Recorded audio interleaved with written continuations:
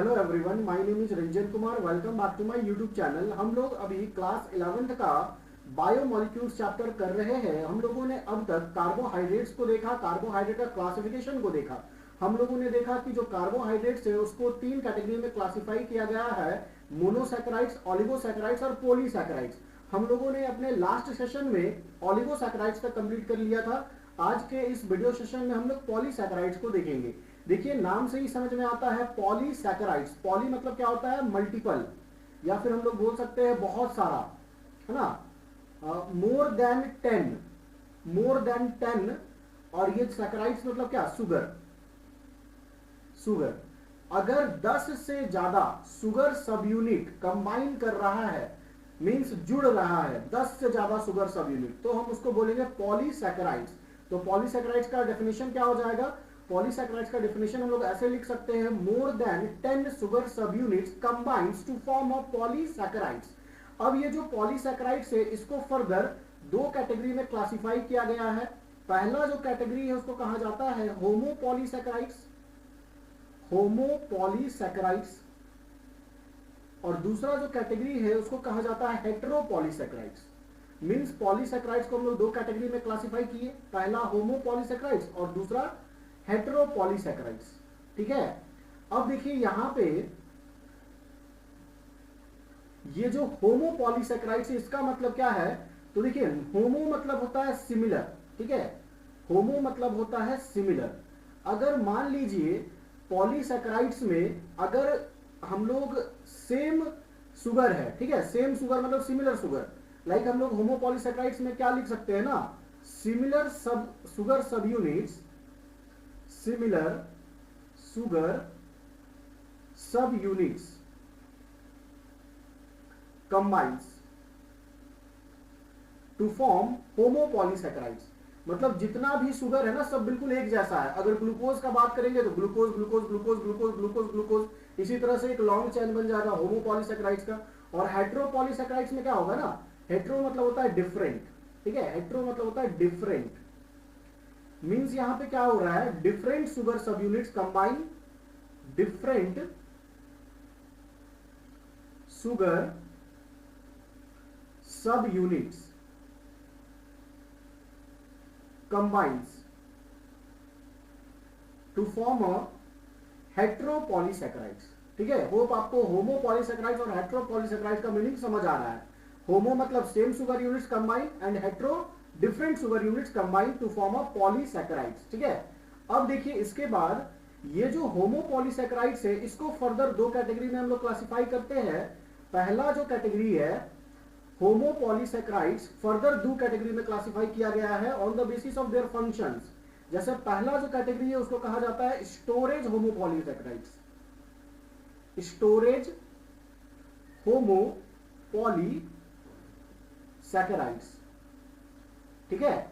और दूसरा जो कैटेगरी है उसको कहा जाता है स्ट्रक्चरल होमोपॉलीसैकेराइड्स, स्ट्रक्चरल होमोपॉलीसैकेराइड्स।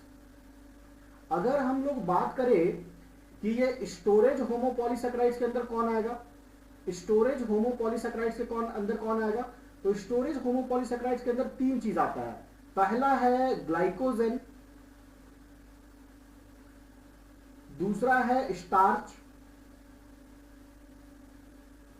तीसरा है इन्यूलिन। तो ये जितना भी चीज है ना ये सब आता है स्टोरेज होमोपॉलीसैकेराइड के अंदर। अगर हम लोग बात करें स्ट्रक्चरल होमोपॉलीसैकेराइड तो इसमें आएगा आपका सेल्यूलोज, सेल्यूलोज, और दूसरा यहां पे आ जाएगा काइटिन। ये क्या है ना, स्ट्रक्चरल होमोपॉलीसैकेराइड्स है, ठीक है। अगर हम बात करते हैं हेटेरोपॉलीसैकेराइड्स का, तो हेटेरोपॉलीसैकेराइड्स को सिर्फ एक कैटेगरी में क्लासिफाई किया गया है, that is structural, structural heteropolysaccharides, structural हेटेरोपॉलीसैकेराइड्स।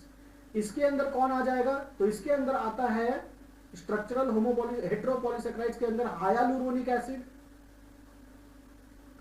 हायालुरोनिक acid, और दूसरा इसके अंदर आ जाएगा पेप्टिडोग्लाइकेन, पेप्टिडोग्लाइकेन। तो ये पूरा आपको जो स्क्रीन पे दिख रहा है ये पॉलीसैकेराइड्स का क्लासिफिकेशन है, बहुत सिंपल है, इसको याद रखना। जैसे हम लोग बात करें पॉलीसैकेराइड्स, तो पॉलीसैकेराइड मतलब क्या हो जाएगा, more than 10 sugar sub units combined to form a polysaccharides. अब पॉलीसैकेराइड्स को दो कैटेगरी में डिवाइड किया गया, होमोपॉलीसैकेराइड मतलब similar sugar sub unit combines to form a homopolysaccharides, and heteropolysaccharide different sugar sub unit combined to form a heteropolysaccharides. अब जो होमोपॉलीसैकेराइड्स है उसको फर्दर दो कैटेगरी में क्लासिफाई किया गया, storage homopolysaccharides and structural homopolysaccharide. Storage homopolysaccharide में पहला एग्जांपल ग्लाइकोजेन, दूसरा स्टार्च, तीसरा इन्यूलिन। और स्ट्रक्चरल होमोपॉलीसैकेराइड में सेल्यूलोज और काइटिन। उसी तरह स्ट्रक्चरल हेटेरोपॉलीसैकेराइड्स में जो पहला एग्जांपल है वो है हायालुरोनिक एसिड और दूसरा एग्जांपल है पेप्टिडोग्लाइकेन। तो ये पूरा आपका पॉलीसैकेराइड्स का क्लासिफिकेशन हो गया। अब हम लोग एक एक करके इन सारे एग्जांपल्स को पढ़ेंगे, लाइक स्टोरेज होमोपॉलीसैकेराइड में ग्लाइकोजेन क्या होता है, कैसा वो दिखता है, कैसा स्ट्रक्चर होता है, वो सारा कुछ हम लोग देखेंगे। तो चलिए स्टार्ट करते हैं। होमोपॉलीसैकेराइड्स में सबसे पहले जो स्टोरेज होमोपॉलीसैकेराइड्स है दैट इज ग्लाइकोजेन। ग्लाइकोजेन के बारे में हम लोग जानते हैं। तो देखिए ये ग्लाइकोजेन क्या होता है, तो सबसे पहला इंफॉर्मेशन, ये हमारा स्टोर्ड फूड मटेरियल है। Glycogen is a stored food in animals. Animals का स्टोर्ड फूड मटेरियल्स क्या है, ग्लाइकोजेन है। अब ये ग्लाइकोजेन कहां पे स्टोर होता है, तो आपको पता होना चाहिए ये लीवर में होता है, स्टोर्ड इन लीवर। ग्लाइकोजेन हमारे लीवर में स्टोर्ड होता है। उसी तरह ग्लाइकोजेन कैसे बनता है, तो ग्लाइकोजेन बनता है 30,000 अल्फा डी ग्लूकोज के मिलने से। It is made up of 30,000 alpha D glucose. Means देखिए होमोपॉलीसैकेराइड्स है तो सब क्या होगा, एक ही शुगर जैसा, सब सेम शुगर होगा, सिमिलर शुगर होगा। तो यहां पे लगभग 30,000 अल्फा डी ग्लूकोज है और वो जाकर क्या बना रहा है, ग्लाइकोजेन बना रहा है। उसके बाद ये ना एक ब्रांच्ड स्ट्रक्चर होता है, it is a branched structure. Branch structure बोलने का मतलब है कि इसमें कुछ ब्रांचिंग दिखेगा, ठीक है। तो ब्रांचिंग कहां दिखेगा वही हम लोग को समझना है। देखिए ब्रांच स्ट्रक्चर बोल रहे हैं ना, तो यहां पे सबसे पहले अभी हम तो स्ट्रक्चर भी ड्रॉ करके आपको दिखाएंगे, लेकिन आपको ये याद होना चाहिए यहां पे प्रेजेंट होता है अल्फा 1,4 लिंकेज, अल्फा 1,4 लिंकेज। और ये जो अल्फा 1,4 लिंकेज है ना, ये पूरा स्ट्रेट चैन बनाता है। और जहां पे ब्रांचिंग आएगा, ये अल्फा 1,4 लिंकेज तो पूरा स्ट्रेट चैन बना दिया, और जहां पे ब्रांचिंग आएगा वहां पे होगा अल्फा 1,6 लिंकेज। तो ये आपको याद रखना है, ग्लाइकोजेन में स्ट्रेट चैन बनता है अल्फा 1,4 लिंकेज से, और जो ब्रांच्ड स्ट्रक्चर जहां से ब्रांच निकल रहा है वो है अल्फा 1,6 लिंकेज। तो जैसे अल्फा 1,4 लिंकेज के बारे में हम आपको बता दें क्या होता है ये, तो ये कहां बनता है अल्फा 1,4, तो ये बनता है बिटवीन कार्बन 1 एंड कार्बन 4, मतलब दो ग्लूकोज है, ठीक है। तो पहला ग्लूकोज का कार्बन नंबर 1 और दूसरे ग्लूकोज का कार्बन नंबर 4, उसके बीच में जो बॉन्ड बनेगा वो अल्फा 1,4 लिंकेज होगा, ठीक है। Carbon 1 and carbon 4 in the straight part, in the straight part between glucose subunits, between glucose subunits। तो जो स्ट्रेट लाइन है, जैसे देखिए अगर हम बात करते हैं ना, इस तरीके से होता है। मान लीजिए ये एक ग्लूकोज हुआ, ये एक ग्लूकोज हुआ, ये एक ग्लूकोज हुआ, ये एक ग्लूकोज हुआ, ये एक ग्लूकोज हुआ, ये एक ग्लूकोज हुआ। तो मान लीजिए ये पहला ग्लूकोज और ये दूसरा ग्लूकोज, और ये जो बॉन्ड आपको दिख रहा है ये अल्फा 1,4 लिंकेज है, ठीक है। ये कौन सा बॉन्ड है, अल्फा 1,4 लिंकेज। और उसी तरह सपोज दैट यहां पे ब्रांच निकल गया, यहां पे ग्लूकोज आकर ऐड हो गया, ठीक है, ऐसे करके ब्रांच निकल गया। तो ये जो ब्रांच जहां पे निकला ना, यहां पे रहेगा अल्फा 1,6 लिंकेज।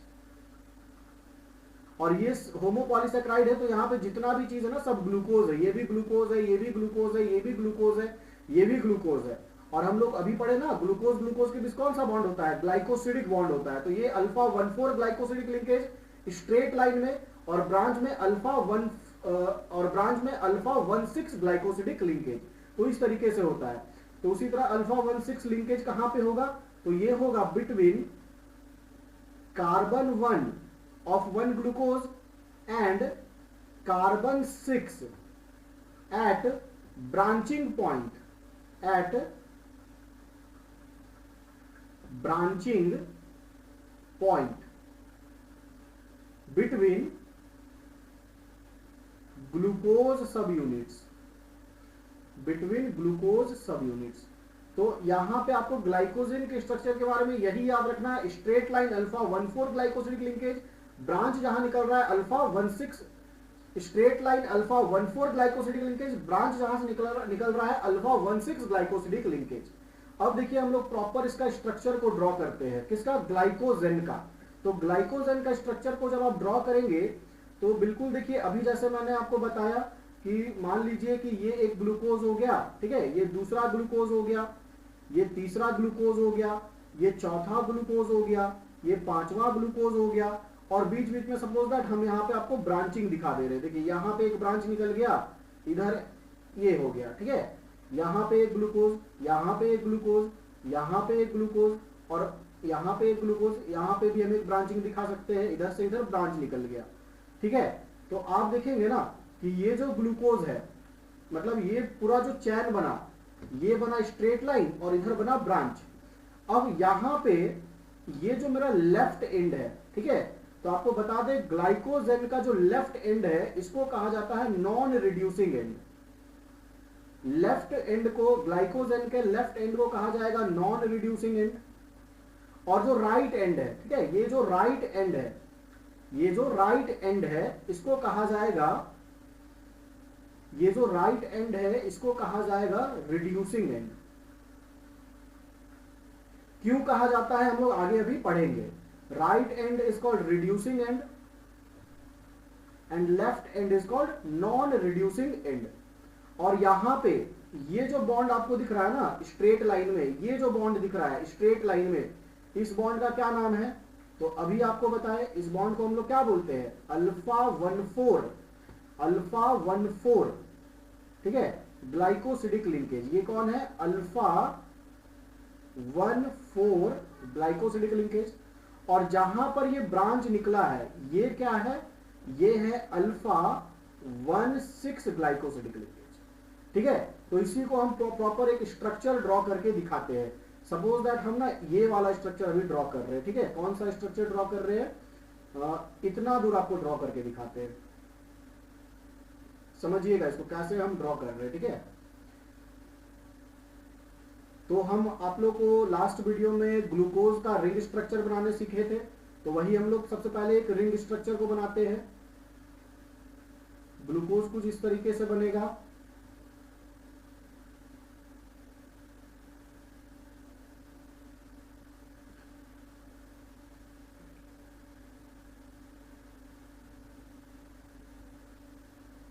यहां पे ये मेरा पहला कार्बन, ये दूसरा कार्बन, ये तीसरा कार्बन, ये चौथा कार्बन और ये पांचवा कार्बन, ठीक है। आप लोग को बताए थे कल कि अगर रिंग में 5 कार्बन है तो उसको हम लोग पायरानोज स्ट्रक्चर बोलते हैं। यहां पे ऊपर में H आ जाएगा, इधर तो बॉन्ड बनेगा ना, अभी यहां पे छोड़ देते हैं हम, नीचे OH, ऊपर H, नीचे H, ऊपर OH, नीचे OH, ऊपर H, नीचे H, ऊपर CH2OH, और ये मेरा 6 कार्बन है, ठीक है। तो ये मेरा एक ग्लूकोज बन गया, ओके, ये मेरा एक ग्लूकोज बन गया। अब उसके बाद देखिए हम यहाँ पे दूसरा ग्लूकोज, ये वाला हम बना दिए, ये वाला जो दिख रहा है ना ग्लूकोज, ये वाला हम अभी बना दिए। अब हम ये वाला बनाने जा रहे हैं, ये वाला। तो इसको कैसे बनाएंगे देख लीजिए। तो यहां पे बिल्कुल सेम तरीके से बनाएंगे।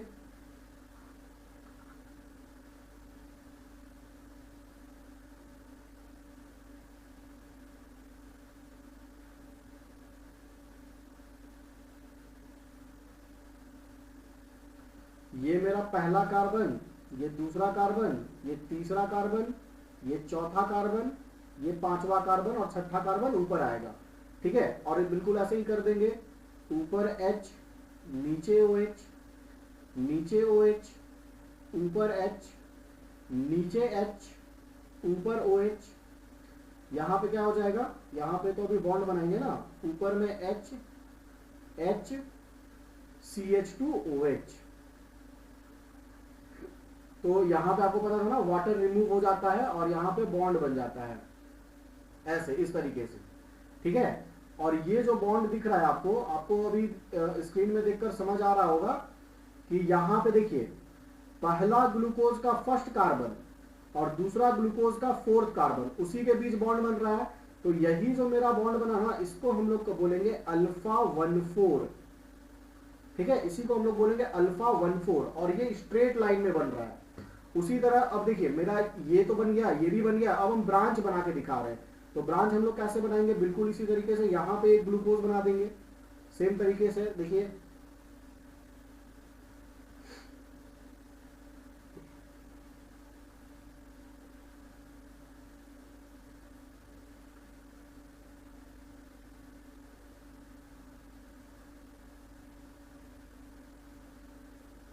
ठीक है। यहां पे ये मेरा पहला कार्बन हो गया, ये मेरा दूसरा कार्बन है, ये मेरा तीसरा कार्बन है, ये चौथा कार्बन है, ये पांचवा कार्बन है, और छठा कार्बन इधर आएगा CH2OH, है ना, ये मेरा 6th कार्बन है। यहां पे हो जाएगा H, यहां पे अगर हम बनाए तो क्या हो जाएगा, ऊपर में H, नीचे OH, लेकिन अभी यहां बॉन्ड बनाने में ही चला जाएगा। अच्छा चलिए लिख देते हैं अभी OH, ठीक है। यहां नीचे OH, ऊपर H, यहां पे नीचे H, ऊपर OH, यहां पे नीचे OH, ऊपर में H। तो ये मेरा बन गया एक ग्लूकोज। अब यहां पे क्या होगा, तो पता है ना, वाटर का रिमूवल होगा, ठीक है। कैसे होगा देखिए, तो यहां पे H2O, देखिए ये वाला रिमूव हो गया, ये जो वाटर है ये मेरा निकल गया, ठीक है। वाटर निकल जाएगा तो फिर यहां पे बॉन्ड बन जाएगा ना, वाटर यहां निकल गया। देखिए पहला कार्बन का, ये ग्लूकोज का पहला कार्बन और इस ग्लूकोज का छठा कार्बन, ये तो 6 कार्बन है ना, यहां पे अभी जो दिख रहा है आपको ये वाला, ये मेरा 6 कार्बन है ना। ये देखिए, ये पहला कार्बन था, ये दूसरा कार्बन, ये तीसरा कार्बन, ये चौथा कार्बन, ये पांचवा कार्बन और ये छठा कार्बन। तो ये मेरा जहां पे ब्रांच निकल रहा है, वहां पे जो बॉन्ड बन रहा है वो एक ग्लूकोज का फर्स्ट कार्बन और दूसरे ग्लूकोज का 6th कार्बन, उसके बीच बन रहा है ना। तो इसी को हम लोग कहेंगे अल्फा 1,6, अल्फा 1,6 ग्लाइकोसिडिक लिंकेज। तो यही बस आपको बताना था कि ये जो ग्लाइकोजेन है, अभी आपको फोटो में क्या कौन सा स्ट्रक्चर दिख रहा है, ग्लाइकोजेन का। और ये जो ग्लाइकोजेन है ये एक होमोपॉलीसैकेराइड है जो कि लगभग 30,000 अल्फा डी ग्लूकोज से मिलकर बना है, 30,000 अल्फा डी ग्लूकोज से मिलकर बना है। और ये एक ब्रांच स्ट्रक्चर है, स्ट्रेट लाइन में अल्फा 1,4 ग्लाइकोसिडिक लिंकेज, और जहां पे ब्रांच निकल रहा है वहां पे अल्फा 1,6 ग्लाइकोसिडिक लिंकेज ये प्रेजेंट रहता है। अब आपको ये भी इंपॉर्टेंट ध्यान रखना है कि left and is called non reducing and and right and is called reducing and. अब ये क्यों हम लोग बोलते हैं ये लास्ट में पढ़ेंगे, ठीक है। अब देखिए, ये तो हम लोग ग्लूकोज अच्छे से पढ़ लिए, सॉरी ग्लाइकोजेन को हम लोग अच्छे से पढ़ लिए। अब स्टोरेज होमोपॉलीसैकेराइड में जो दूसरा एग्जांपल है वो है स्टार्च का। तो देखिए स्टार्च क्या है, तो स्टार्च स्टोर्ड फूड मटेरियल है प्लांट का। It is a stored food in plants, है ना। प्लांट का जो स्टोर्ड फूड मटेरियल है वो है स्टार्च। अब ये किससे बना है, ये भी होमोपॉलीसैकेराइड है, तो सारा शुगर सब यूनिट बिल्कुल सेम होगा, सिमिलर होगा। तो ये बना है अल्फा ग्लूकोज से। इसका जो सब यूनिट्स है, स्टार्च का जो सब यूनिट्स है वो भी क्या है, अल्फा ग्लूकोज, अल्फा ग्लूकोज। देखिए अगर आप स्टार्च को देखेंगे ना, अगर आप स्टार्च को देखेंगे तो स्टार्च दो फॉर्म में एग्जिस्ट करता है। पहला जो फॉर्म है उसको हम लोग अमाइलोज कहते हैं, स्टार्च का जो पहला फॉर्म है वो अमाइलोज है, और दूसरा जो फॉर्म है वो कहलाता है अमाइलोपैक्टीन, अमाइलोपैक्टीन। ये जो अमाइलोज है ना ये 30% होता है, ठीक है। 30%, और ये जो अमाइलोपैक्टिन है ये 70% होता है। मींस स्टार्च दो फॉर्म में एग्जिस्ट करता है, पहला फॉर्म अमाइलोज एंड दूसरा फॉर्म इज अमाइलोपैक्टिन। अब यहाँ पे इन दोनों में सबसे कॉमन कौन सा फॉर्म है, तो अमाइलोपैक्टिन का। अमाइलोज सिर्फ 30% है। अब देखिए ये जो अमाइलोज है ना, ये कैसा दिखता है उसको हम बना रहे हैं। तो ये बहुत सिंपल है बनाना, ये बिल्कुल हेलिकल फॉर्म जैसा है। मान लीजिए ऐसा जो हेलिक्स रहता है ना, इस तरीके से रहता है अमाइलोज। स्टार्च का स्ट्रक्चर अभी हम बना रहे हैं, ऐसे प्रेजेंट रहेगा, ठीक है। और यहां पर क्या होगा ना कि पूरा क्या है, अल्फा ग्लूकोज है। तो मान लीजिए यहां पे ग्लूकोज हो गया, यहां पे ग्लूकोज हो गया, यहां पे ग्लूकोज हो गया। इसी तरीके से पूरा ग्लूकोज ग्लूकोज सब यूनिट मिलकर स्टार्च का फॉर्मेशन कर रहा है, ठीक है। यहां पे ऐसे ग्लूकोज, हम लोग बहुत सारा ग्लूकोज ऐसे करके बना सकते हैं। ये मेरा पूरा ग्लूकोज बन रहा है।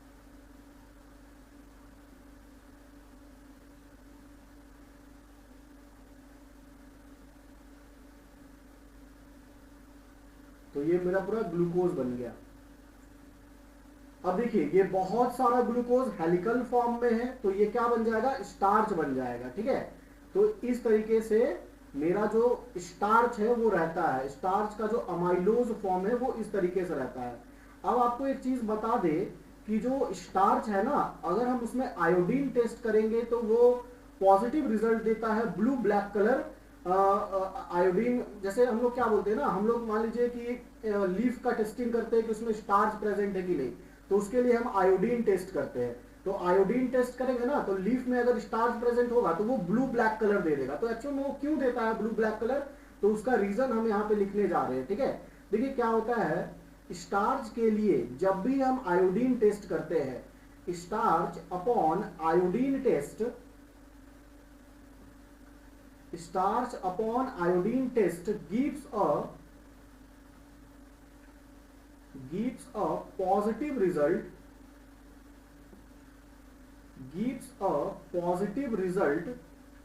which is a blue black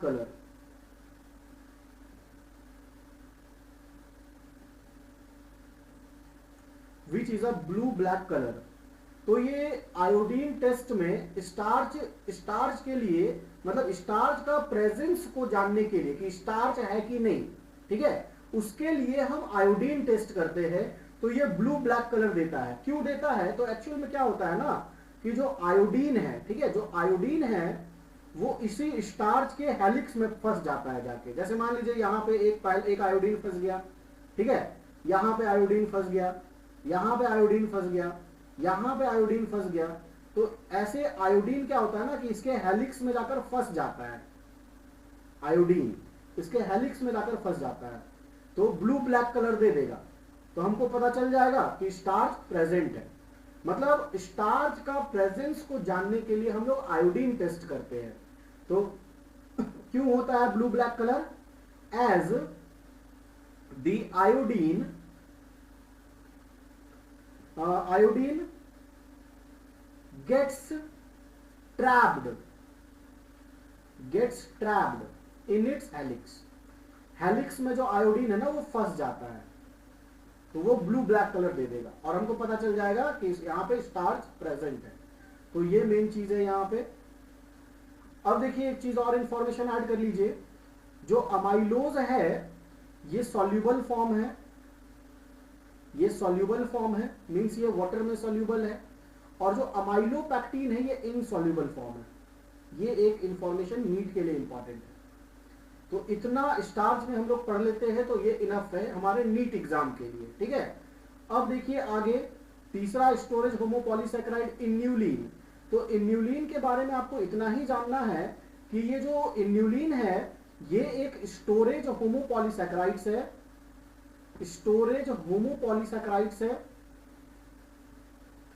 inulin एक स्टोरेज होमोपॉलीसैकेराइड्स है और ये कहां पे स्टोर होता है, प्लांट्स में। स्टोरेज होमोपॉलीसैकेराइड इन प्लांट्स, और प्लांट्स का जो एग्जांपल है वो आपको नीट के पॉइंट ऑफ व्यू से इंपॉर्टेंट है, डाहलिया। डाहलिया ये एक एग्जांपल बहुत इंपॉर्टेंट है, यहां पे याद रखना इन्यूलिन के केस में। अब इन्यूलिन क्या है, तो इन्यूलिन हम लोग देखिए होमोपॉलीसेक्राइड है, होमोपॉलीसेक्राइड मतलब सेम शुगर यूनिट कंबाइन करके बनाएगा ना। तो इन्यूलिन में क्या होता है ना, बीटा फ्रुक्टोज, बीटा फ्रुक्टोज सब यूनिट्स, इन्यूलिन का क्या है, इन्यूलिन का जो सब यूनिट्स है वो है बीटा फ्रुक्टोज, मतलब बहुत सारा बीटा फ्रुक्टोज मिलकर इन्यूलिन का फॉर्मेशन करता है। इसीलिए हम लोग इन्यूलिन को ऐसे भी बोलते हैं, inulin is a polymer of, inulin is a polymer of fructose. बहुत नीट के लिए इंपॉर्टेंट लाइन है ये, इन्यूलिन क्या होता है, it is a polymer of fructose. अब देखिए स्ट्रक्चरल होमोपॉलीसेक्राइड, स्ट्रक्चरल होमोपॉलीसेक्राइड में बताए थे ना कि हम लोगों को दो चीज पढ़ना है, पहला तो है सेल्यूलोज और दूसरा है काइटिन। इसको हम लोग स्टोरेज हो स्ट्रक्चरल होमोपॉलीसेक्राइड इसलिए बोल रहे हैं ना क्योंकि ये स्ट्रक्चरल कंपोनेंट है, स्ट्रक्चर का फॉर्मेशन में हेल्प करता है। जैसे अगर हम बात करते हैं सेल्यूलोज का, तो सेल्यूलोज के बारे में तो हम लोग सबको ही जानते हैं। सेल्यूलोज कहां प्रेजेंट रहता है, तो प्लांट के सेल वॉल में। सेल्यूलोज कहां प्रेजेंट रहता है, cell wall of plant, cell wall of plants. अब ये जो सेल्यूलोज है ना, सेल्यूलोज बना होता है बीटा ग्लूकोज का, it is made up of beta glucose. इसके अलावा ये जो सेल्यूलोज है ये most abundant, it is a most abundant organic substance, it is a most abundant organic substance found in earth. सबसे एबंडेंट ऑर्गेनिक सब्सटेंस कौन है, सेल्यूलोज है, ठीक है। इसके अलावा आप देखेंगे कि जो भी पेपर का बनता है प्लांट के पल्प से, वो भी सेल्यूलोजिक होता है। ये इंफॉर्मेशन भी यहां पे ऐड करना है, paper made from plant pulp, plant pulp and other fiber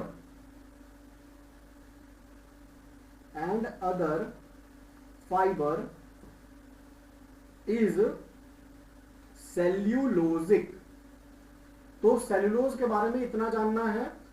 ये स्ट्रक्चरल होमोपॉलीसेक्राइड है, बीटा ग्लूकोज का बना हुआ है, मोस्ट एबंडेंट ऑर्गेनिक सब्सटेंस है हमारे अर्थ में। अब इसके अलावा काइटिन, काइटिन क्या होता है, तो इसके बारे में सबको जानता है। काइटिन क्या होता है ना, ये कहां प्रेजेंट रहता है, ये रहता है एक्सोस्केलेटन ऑफ इंसेक्ट्स। इंसेक्ट्स का जो एक्सोस्केलेटन है, एक्सोस्केलेटन ऑफ इंसेक्ट्स, इंसेक्ट्स का जो एक्सोस्केलेटन है वो काइटिन का बना होता है। इसके अलावा जो फंगस का सेल वॉल है, फंगी का जो सेल वॉल है वो भी काइटिन का बना है। और ये किस शुगर सब यूनिट से मिलकर बना है, तो आप लोग याद रखेंगे, इसको हम लोग बोलते हैं NAG। It is made up of NAG। NAG का मतलब होता है N acetyl glucosamine. NAG stands for N acetyl glucosamine, ठीक है। तो काइटिन केमिकली क्या है, एन एसिटाइल ग्लूकोसामीन है। और ये second most abundant organic substance है हमारे अर्थ में, second most abundant organic substance on earth. तो ये इंफॉर्मेशन आपके नीट के एग्जाम के लिए बहुत इंपॉर्टेंट है, स्ट्रक्चरल होमोपॉलीसेक्राइड में, सेल्यूलोज एंड काइटिन में, ठीक है। अब उसके बाद देखिए स्ट्रक्चरल हेट्रोपॉलीसेक्राइड। स्ट्रक्चरल हेट्रोपॉलीसेक्राइड्स का दो एग्जांपल है, हाइलुरोनिक एसिड और दूसरा है पेप्टिडोग्लाइकेन, ठीक है। अब ये हाइलुरोनिक एसिड देखिए हेट्रोपॉलीसेक्राइड बोल रहा है, हेट्रो मतलब क्या हो गया, different sugar sub unit combine करेगा, है ना, different sugar sub unit combine करके बनाएगा हेट्रोपॉलीसेक्राइड्स। अब जैसे हम बात करते हैं हाइलुरोनिक एसिड का, तो ये हाइलुरोनिक एसिड कहां पे प्रेजेंट रहता है, ये इंपॉर्टेंट है जानना। ये होता है मैट्रिक्स ऑफ कार्टिलेज में, it is found in matrix, it is found in matrix of cartilage, it is found in matrix of cartilage. ये क्या चीज का बना हुआ है, तो इसका जो सब यूनिट्स है ना, हेट्रोपॉलीसेक्राइड है तो डिफरेंट शुगर सब यूनिट से मिलकर बना होगा, तो इसका जो सब यूनिट है वो है N acetyl glucosamine, NAG, N acetyl glucosamine plus glucuronic acid, plus glucuronic acid, ये दोनों चीज से मिलकर बनता है hyaluronic acid, NaG plus glucuronic acid. अब जैसे अगर हम लोग पेप्टिडोग्लाइकेन का बात करेंगे तो ये पेप्टिडोग्लाइकेन बनाता है बैक्टीरिया का सेल वॉल। कहां पे रहता है ये? It is found in cell wall of bacteria, it is found in cell wall of bacteria, ठीक है, बैक्टीरिया का सेल वॉल में मिलता है। अब इसका सब यूनिट क्या है, कौन कौन मिलकर बनाता है? तो बहुत इजी है याद रखना, इसका पेप्टिडोग्लाइकन में प्रेजेंट रहता है, सब यूनिट है इसका नाग, NaG प्लस NaM, नाग प्लस नाम। NaG मतलब अभी बताया ना एन एसिटाइल ग्लूकोसामीन, और NaM मतलब होता है N acetyl muramic acid, N acetyl muramic, N acetyl muramic acid. और NaG मतलब क्या होता है? N acetyl glucosamine, N acetyl glucosamine. तो यहां पे आपका कंप्लीट होता है स्ट्रक्चरल हेट्रोपॉलीसेक्राइड में हाइलुरोनिक एसिड और पेप्टिडोग्लाइकेन। तो यहां पे हम लोग पूरा पॉलीसेक्राइड को कंप्लीट कर लिए। अब देखिए क्या क्या इंपॉर्टेंट पॉइंट है जो आपको याद रखना है।